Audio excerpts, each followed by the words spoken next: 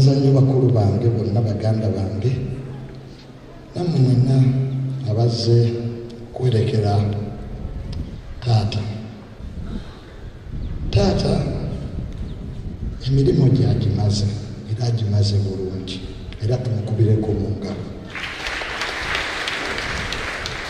era ffe tukkiriza nti taata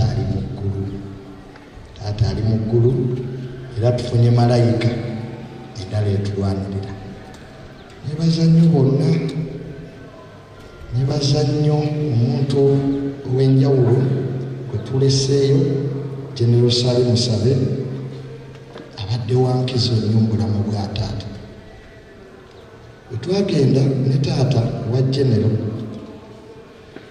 yamugamba nti ffe tetusobola kukuvaamu era tuli naawe era General Sale tukwebaza byonna n'abalala bonna taata mukama omwoyo gwo akumuze mirembe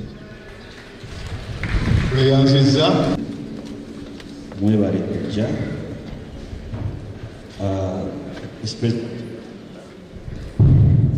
Vice President Eromula baminisita mwenna abakungu ab'enjawulo okusaasubala amanya nze John Tamale Mirundi nga ndi munnamateeka okukolera ku Parliament ngenda kuwa omukisa baganda bange bonna buli omu ababuulira amannya ge then tweyongere ne speech neyanze nnyo erinnya nze Natongo Teddy nga nze nasoma byakulima eryandi agriculture officer ekyogera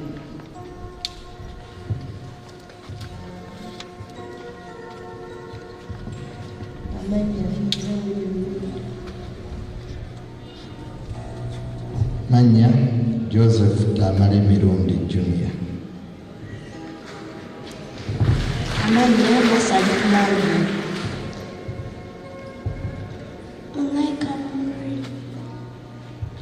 Amanya Gagenze Nakanjako Josephine. Amanya Gagenze Nakanjako Sylvia.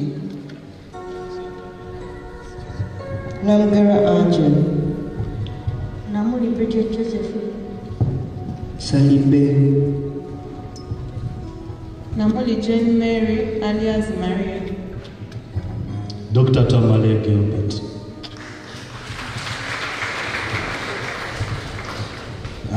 Bakungubazi yeno family tata jalese nanze mukulu waabwe. Waliwo abaana abalala abatali wasagala tugambe nti tubawodde.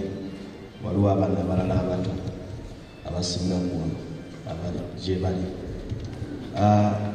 Tandika okwebaza n'abali wano olw'okujja otukungubagirako taata mubadde mumumanyi na mukwano gwammwe ffe abataata waffe era tulina ennaku nyingi ku mutima bwe twogera ku taata. Kansooke okwebaza President, His Excellency the President of Uganda. President yayagadde nnyo taata ebbanga lyonna si kati myaka 3 nze yanyumiza nti yasinkana President ne General Sale Musabe ng'akyali munnamawulire ng'agenze bakolako interview state ebyo gye basisinkana ne bafuna omukwano bwe batwala obuyinza ne basigaleka nga bamuyita okukola naye bamukuti ntukusaabira this country kyabadde akola. President alabiridde muzeeyi ne bwe yava mu State House yali amulabirira. Muzeeyi yagambanga nti President yayogeranga naye buli lwakuna ng'amukubira essimu era bwe yakolanga ensobi waliwo ebiseera ebyo muzeeyi yali nnyo olubi I think baali ba church leaders n'amugamba kati Tamale genda kukubiranga essimu buli lwakuna tuyite mu byogedde mu wiiki. So yamutwalanga mutabani we yakolanga ensobi naye ng'amwagala era bw'oba okuba okulaki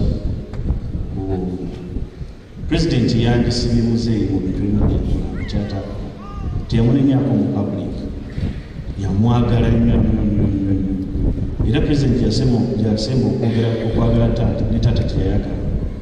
Ffe taata abadde wa NRM omukyala wa DP maama ow'ekyengera I think wa movement naye ye wa movement ddala naye nga taata buli omu endowooza zonga buze gyakulekera. Njagala nzireko okwebaza sipiika wa parliament tebannamwogerako nnyo naye sipiika Right Honorable Anita Amoko.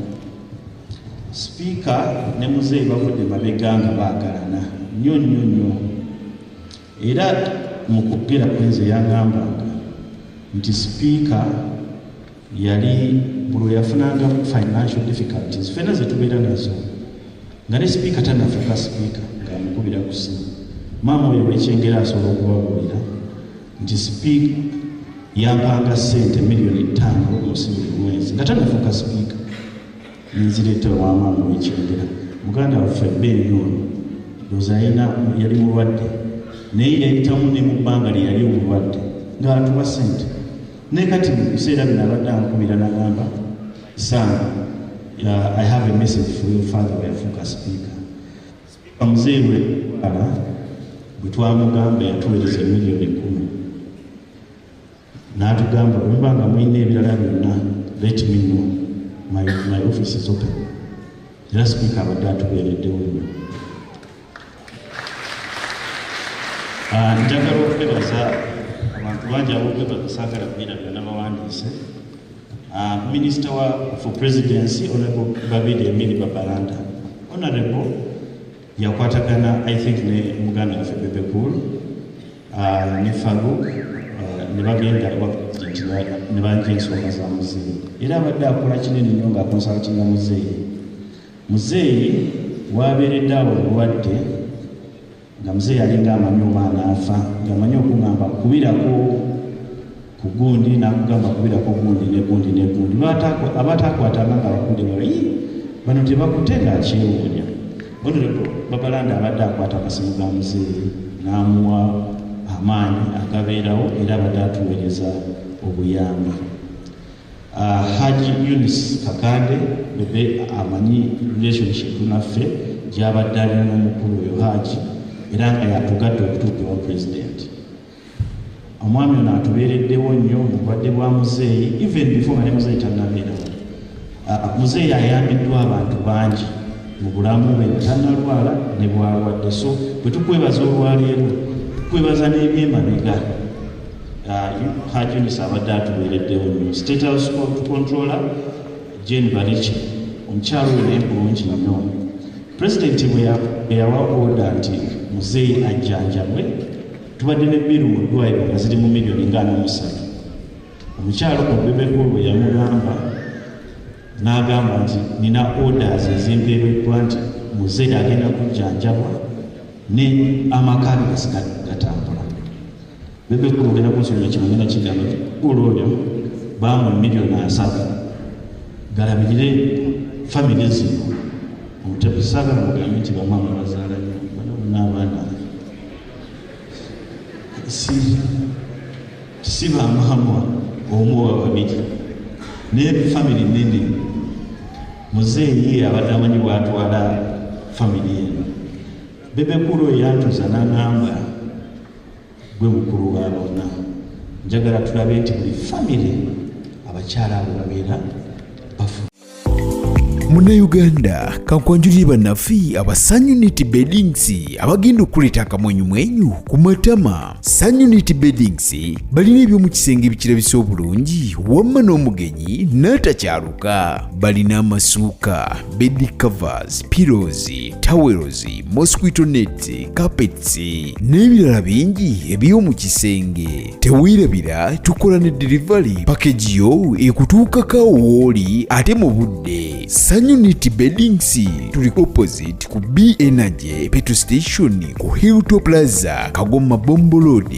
Okumanya ebisingawo tukubireko. Tuli ku noti 7 noti 2 6176 Sun Unity Beddings fessanyu mu makaago. embeera ekutabuseeko tebitambula bulungi, emirimu giguutaanye, byogata biganya okugguka, tewejjusa va mu kwekubagiza jangu mu Glorious Consultancy and Agency, obulamu butererenga bwe wabubala. Bano bagenda kuyambako okufunira visa mu nsi gy'oyagala yonna, bakumye passport, flight bookings, hotel bookings, airport pickups, company and any gig registration, business proposal writing, software sales, mobile app development, online radio and TV development, graphic designing. Jangu obwebuuzeeko mu bintu eby'enjawulo wamma obulamu butambulenga bwe wabubala. Tusange ku tebajjukira Akedde mu Ndeeba ku Masaka Road opposite Kalungi Motors, oba tukubireko Glorious Consultant and Agency, serving to satisfaction.